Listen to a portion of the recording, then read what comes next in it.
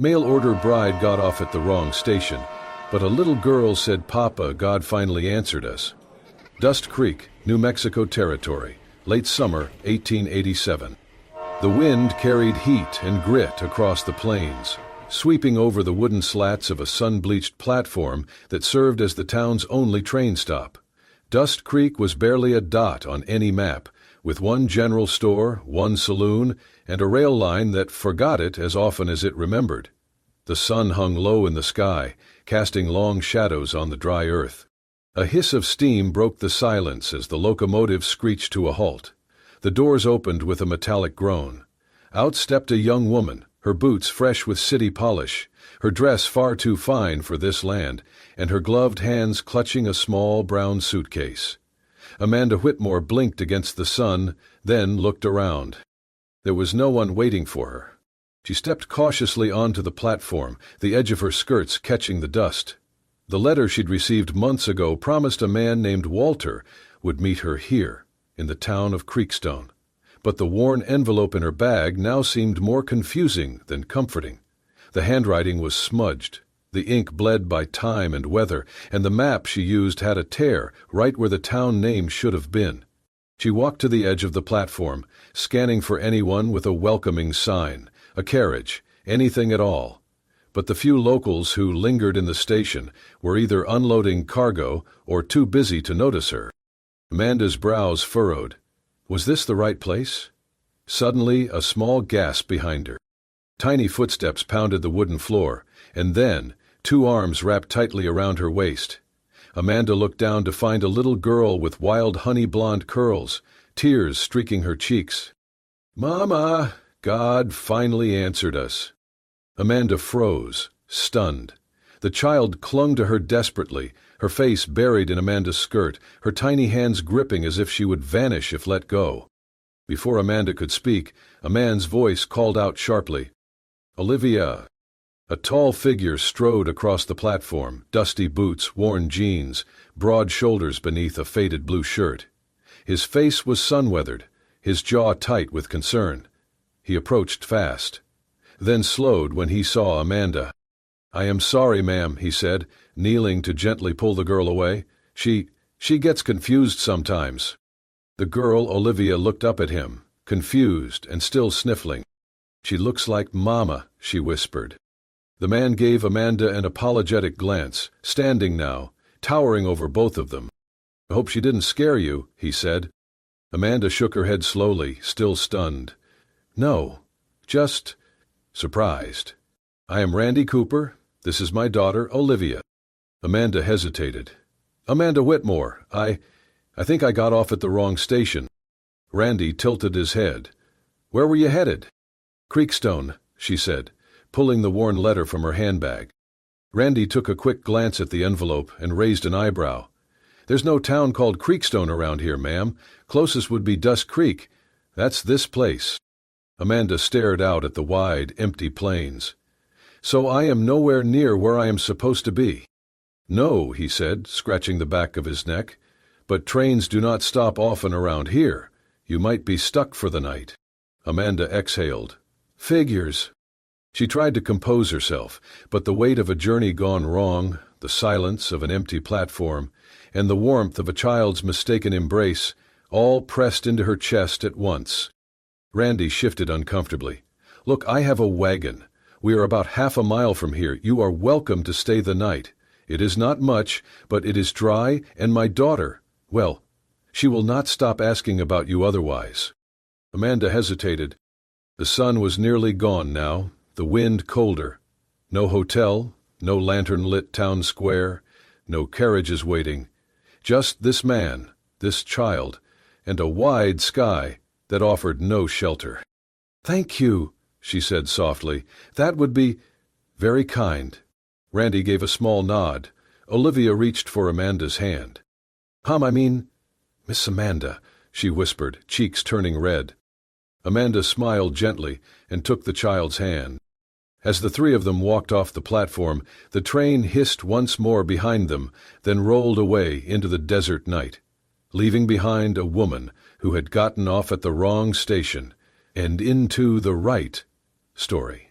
The sun rose early in Dust Creek, casting long shadows across the dry earth and stirring the desert air with a brittle breeze. The Cooper Ranch sat at the edge of a scorched prairie, where the land seemed to stretch forever without promise. The house was plain, patched in places, with a small barn and a well that groaned when drawn too fast. Inside, the morning smelled of coffee and weathered wood. Amanda sat stiffly at the edge of a chair, holding a chipped cup, watching Olivia carefully butter a piece of cornbread.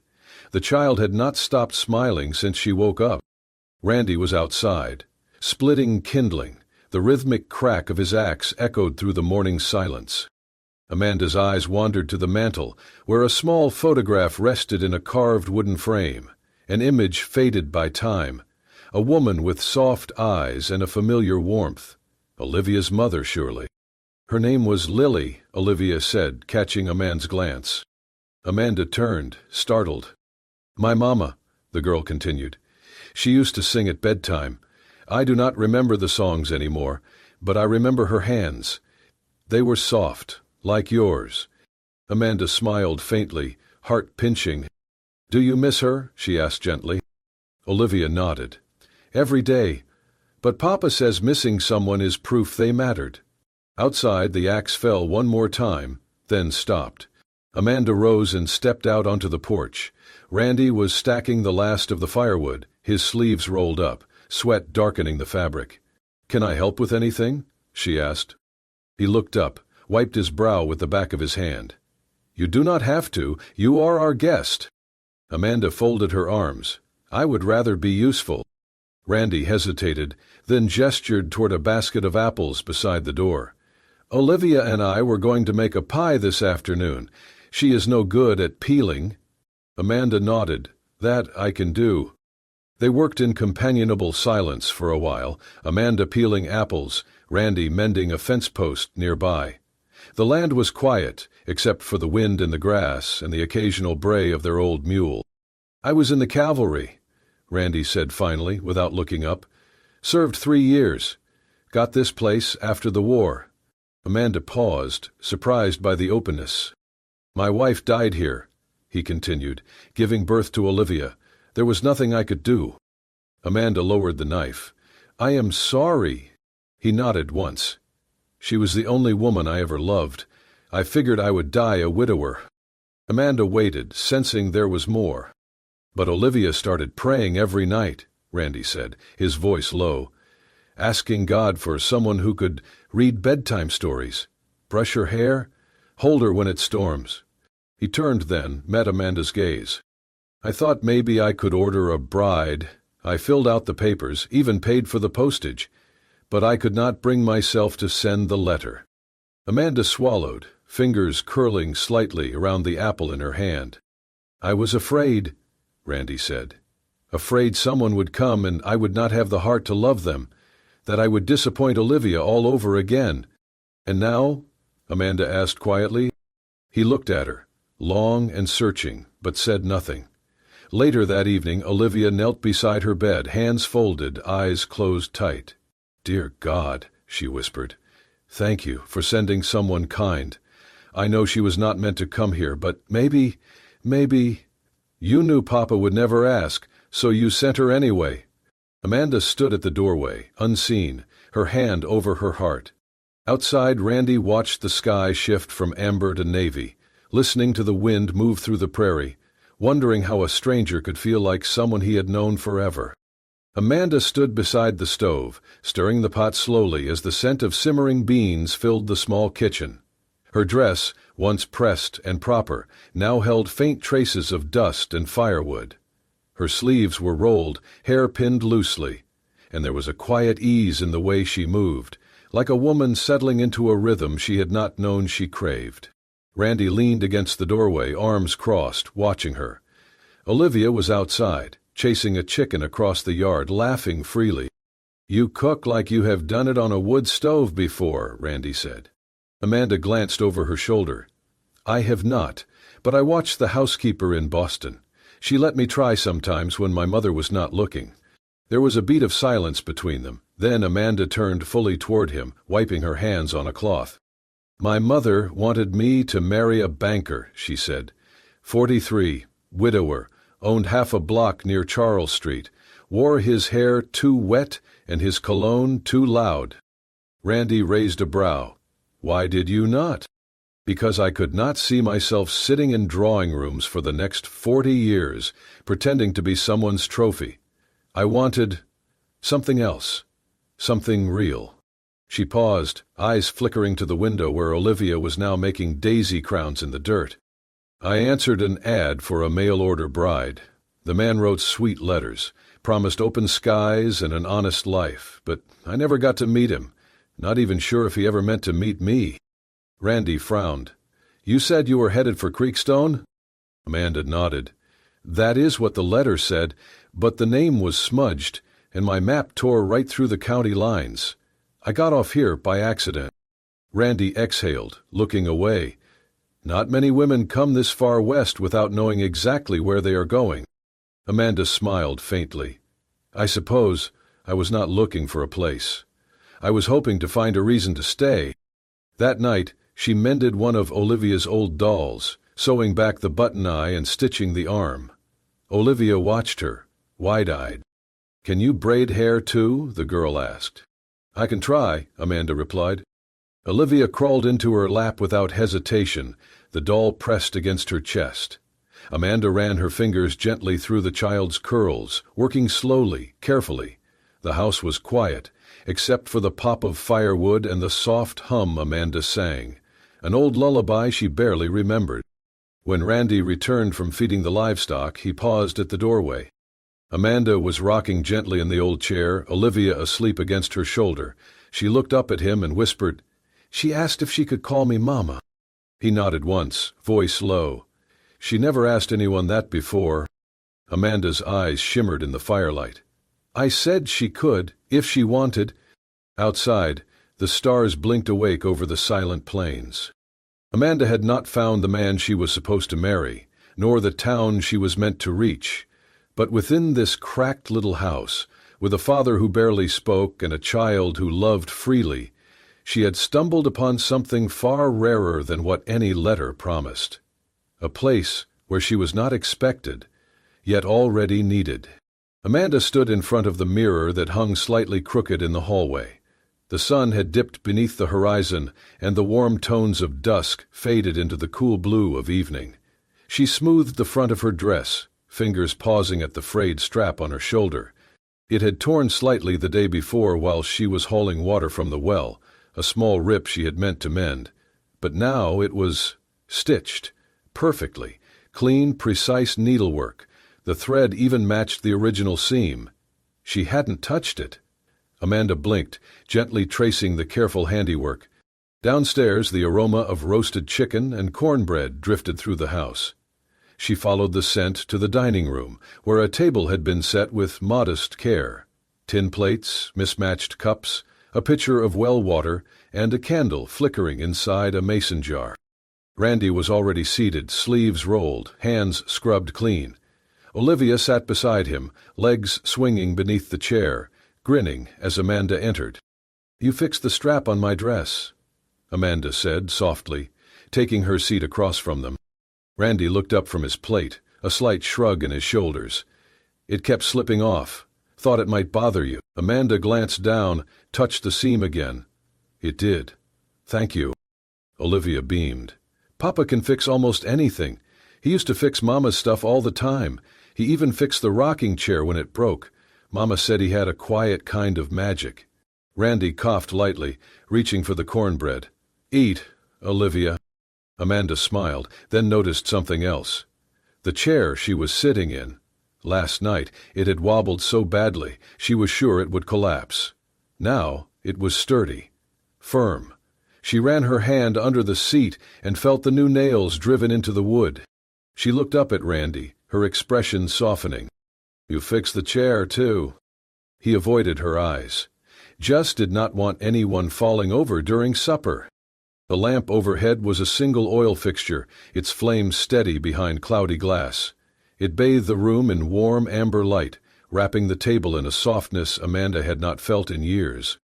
They ate in near silence, save for the occasional clink of fork on plate, or Olivia's quiet chatter about a bird she had seen in the barn rafters that afternoon. At one point, Amanda reached for the water, and Randy reached at the same time. Their fingers brushed. Both paused, then pulled back. Amanda let out a small laugh, trying to cover the sudden stillness in her chest. After the plates were cleared and Olivia wandered to the hearth to play with her doll, Amanda stood beside the table, hands folded before her. "Thank you for dinner, and for letting me stay another night." Randy met her gaze for the first time that evening. "You do not have to thank me. It is just food and a roof." "No," Amanda said, voice gentle. "It is more than that." He opened his mouth, then closed it again, uncertain. Amanda glanced toward the firelight, where Olivia had curled up with her doll in her lap. Her small fingers traced the edge of the blanket Amanda had wrapped around her. "I used to think warmth came from fine things," Amanda said, her voice quiet. "Velvet, fireplaces, trimmed in gold. But I think sometimes it just comes from someone fixing a chair, so you do not fall." Randy's eyes softened. "I do not talk much," he admitted. "You do not have to," she replied. The flame from the lamp flickered gently between them. Neither moved. Neither spoke again. But something passed through that quiet. A recognition, an understanding, a peace. Amanda looked around the room once more. The patched walls, the worn floor, the smell of wood smoke and bread and honest air. And in that moment, she realized something that startled her.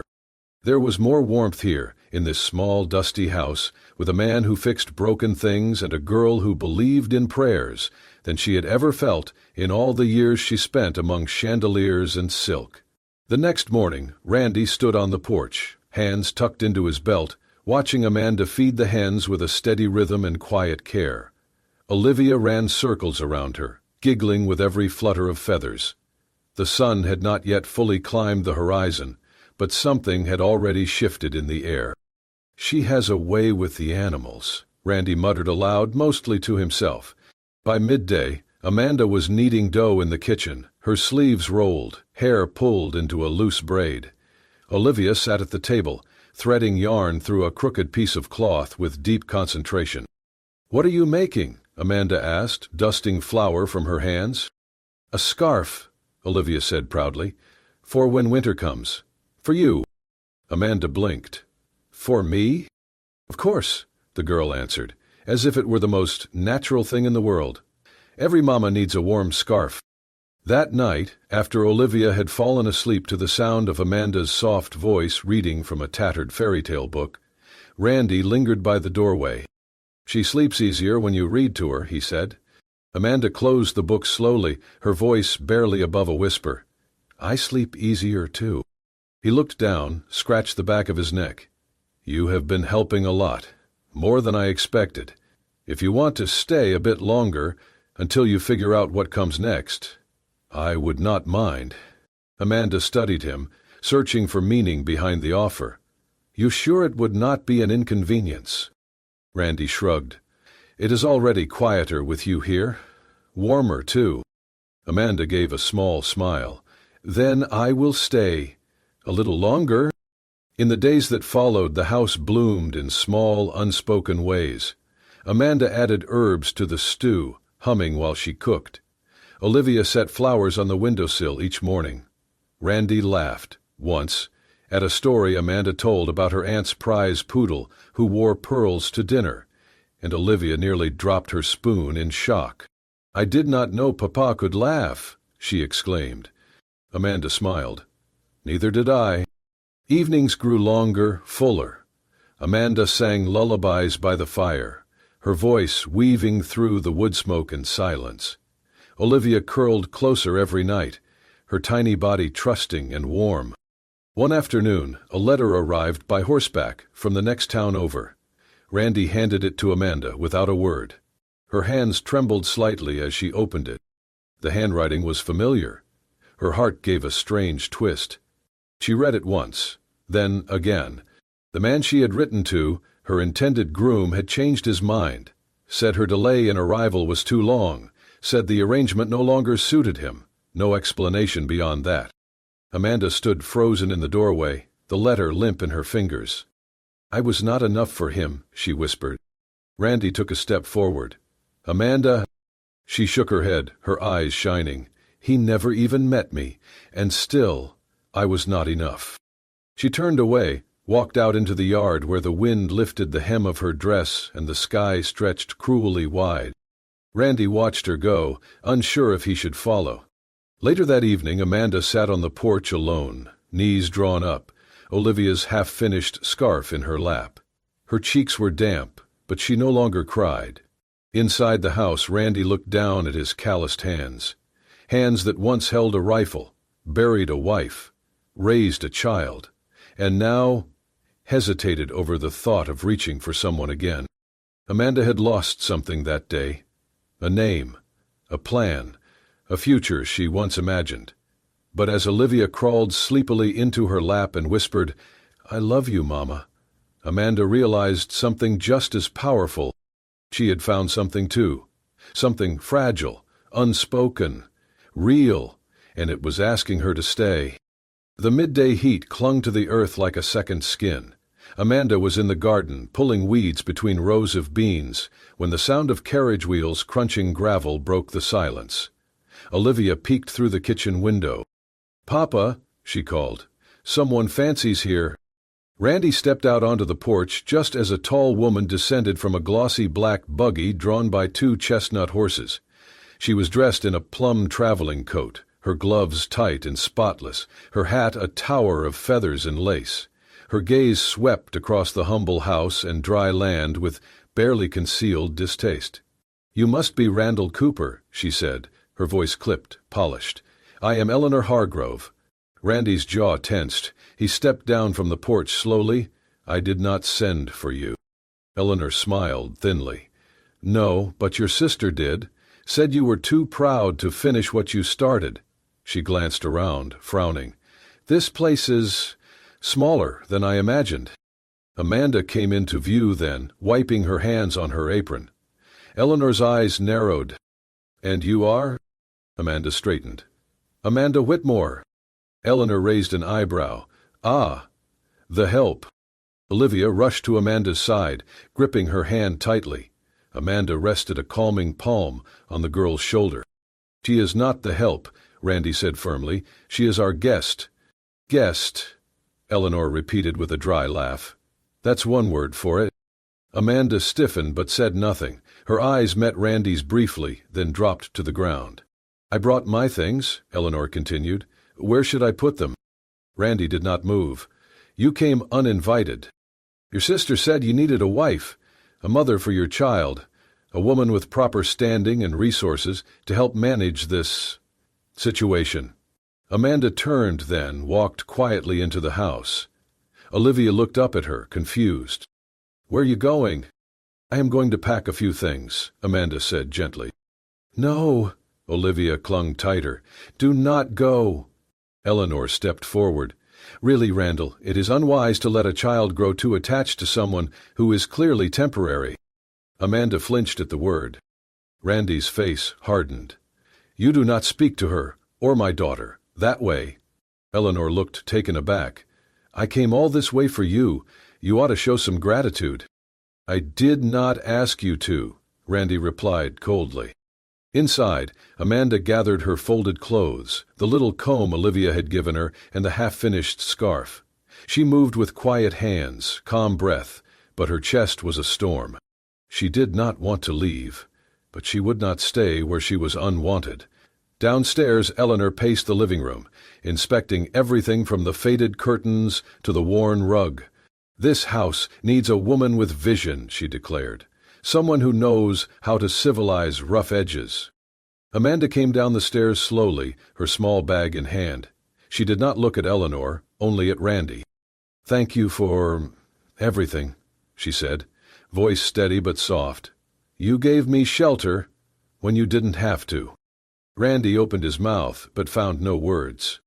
Amanda knelt to kiss Olivia's forehead. "Be brave, sweetheart." The girl clutched her tightly. "You are my mama.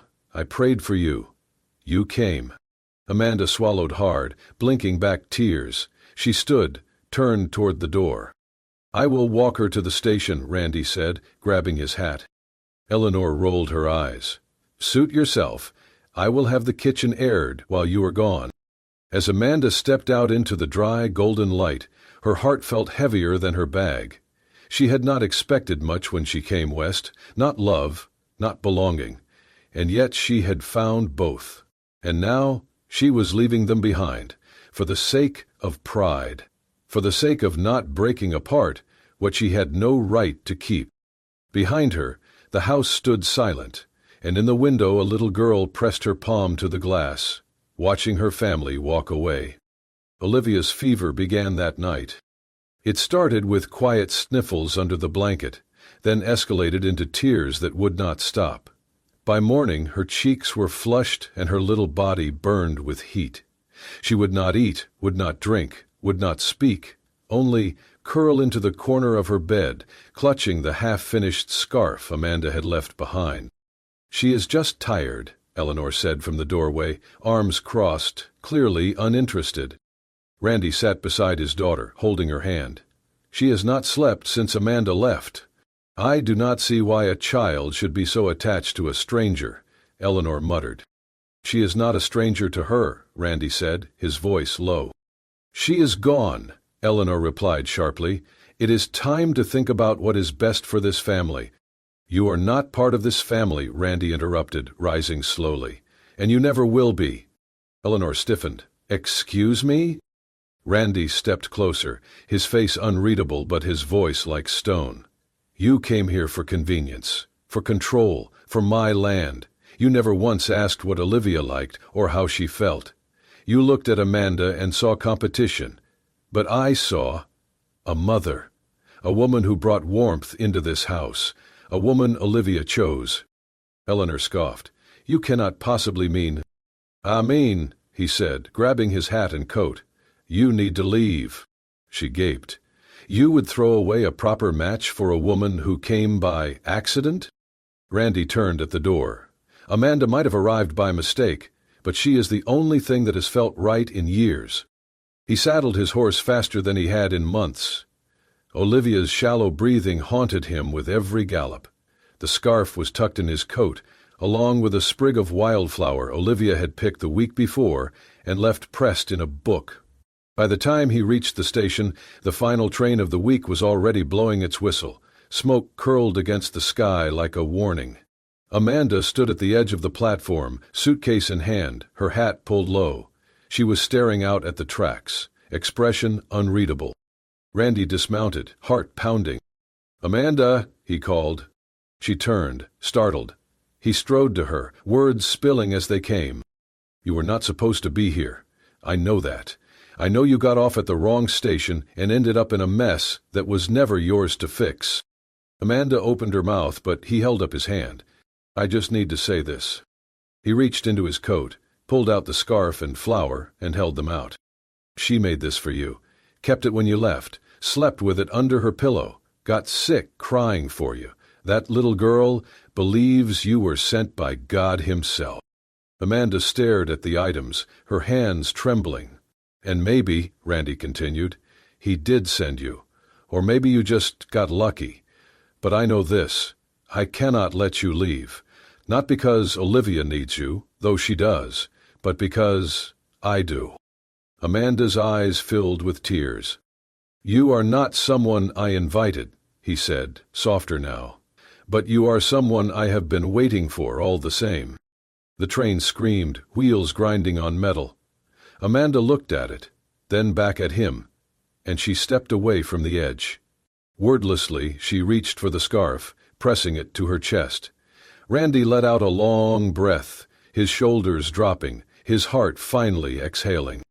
The train pulled away, fading into the golden dust. Amanda turned to him. "I did not think I belonged anywhere."